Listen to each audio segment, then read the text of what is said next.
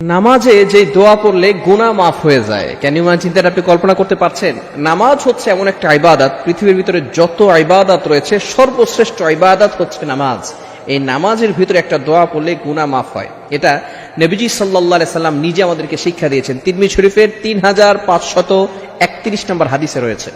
আবু বকর সিদ্দিক রাদিয়াল্লাহু তাআলা আনহুকে নবী সাল্লাল্লাহু আলাইহি ওয়াসাল্লাম এই দোয়াটা শিক্ষা দিয়েছিলেন।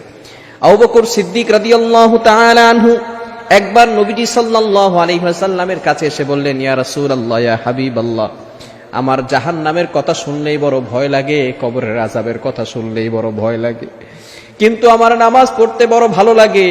ইয়া রাসূলুল্লাহ, ইয়া হাবিবাল্লাহ, আমাকে নামাজের ভিতরে এমন একটা দোয়া শিখিয়ে দেন যে দোয়াটা আমি নামাজের ভিতরে পড়লে আমার গুনাহ মাফ হবে।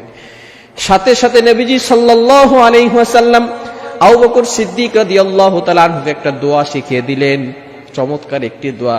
আবু বকর সিদ্দিক রাদিয়াল্লাহু তাআলা আনহু দোয়াটা শিখার সাথে সাথে তিনি বললেন, ইয়া রাসূলুল্লাহ, ইয়া হাবিবাল্লাহ, আজকে থেকে আমি প্রতিদিন নামাজের ভিতরে এই দোয়াটা পাঠ করব। Can you imagine that? আপনি কল্পনা করতে পারছেন কি দোয়া রাসূলুল্লাহ সাল্লাল্লাহু আলাইহি ওয়াসাল্লাম শিক্ষা দিয়েছেন? আবু বকর সিদ্দিক রাদিয়াল্লাহু তাআলা আনহু সেই দোয়া নামাজের ভিতরে প্রতিদিন পাঠ করতেন। সেটাই হচ্ছে চমৎকার একটি দোয়া, আল্লাহুম্মা ইন্নী যালামতু নাফসি যুলমান কাসীরা ওয়া লা ইয়াগফিরুয যুনুবা ইল্লা আনতা ফাগফিরলি মাগফিরাতাম মিন ইনদিকা ওয়ারহামনি ইন্নাকা আনতাল গফুরুর রহিম। আমরা অনেকেই নামাজের ভিতরে এই দোয়াটা পড়ি। এটা হচ্ছে দোয়ায়ে মাসুরা। আমরা সকলে এই দোয়াটা জানি। বিশেষ করে শেষ বৈঠকে তাশাহুদ পড়ি, এরপরে দুরুদ ইব্রাহিম পড়ি, এরপরেই কিন্তু আমরা দোয়ায়ে মাসুরা পড়ি। এটাই কিন্তু আবু বকর সিদ্দিক রাদিয়াল্লাহু তাআলা আনহুকে নবীজি সাল্লাল্লাহু আলাইহি ওয়াসাল্লাম শিক্ষা দিয়েছিলেন। এই দোয়াটা পড়লেই কিন্তু আল্লাহ তাআলা তার গুনাহ খাতাগুলো ক্ষমা করে দেন। মনে রাখবেন, নামাজ হচ্ছে এমন একটা ইবাদত, প্রত্যেকটা ইবাদতের ক্ষেত্রে আল্লাহ পাক রব্বুল আলামিন বান্দার মর্যাদা উঁচু করে দেন। বুঝতে পেরেছেন?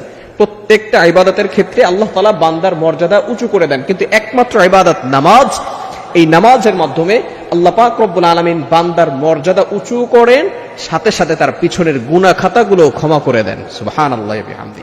এজন্য অবশ্যই নামাজের ভিতরে আমরা এই দোয়াগুলো পড়ার চেষ্টা করব। অনেকে আছে, ম্যাক্সিমাম পিপল এমন রয়েছে যারা নামাজ পড়ে এখন আলহামদুলিল্লাহ, কিন্তু তারা এই দোয়ায়ে মাসুরা পারে না, দুরুদ ইব্রাহিমটা সুন্দর করে পড়তে পারে না, তাশাহুদটা সুন্দর করে পড়তে পারেন না। আপনি সব শিখেছেন, কিন্তু আপনি নামাজের ভিতরে যে দোয়াগুলো দরকার সেগুলো আপনি শিখতে পারেন নাই। এজন্য অবশ্যই এই দোয়াগুলো শিখে রাখা দরকার, নামাজের ভিতরে এগুলো পড়া দরকার। যদি কোনো মুসল্লি থাকে, সেও নামাজের ভিতরে ইমামের পিছনে পিছনে তাশাহুদ পড়বে, দুরূদ শরীফ পড়বে, দোয়ায়ে মাসুরা পড়বে, তাতে কোনো আপত্তি নাই। এই দোয়াগুলো আমাদের শিখা দরকার। অনেকে আমরা এই দোয়াগুলো পারি না, সন্তানদেরকে এই দোয়াগুলো শিখাই না।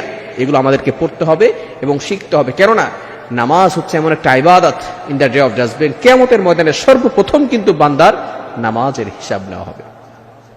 নবীজি সাল্লাল্লাহু আলাইহি ওয়াসাল্লাম নিজে জানিয়ে দিয়েছেন, আউয়ালু মা ইউহাসাবু বিহিল আবদু ইয়াউমাল কিয়ামাতিস সালাহ, কিয়ামতের দিন সর্বপ্রথম বান্দার নামাজের হিসাব নেওয়া হবে।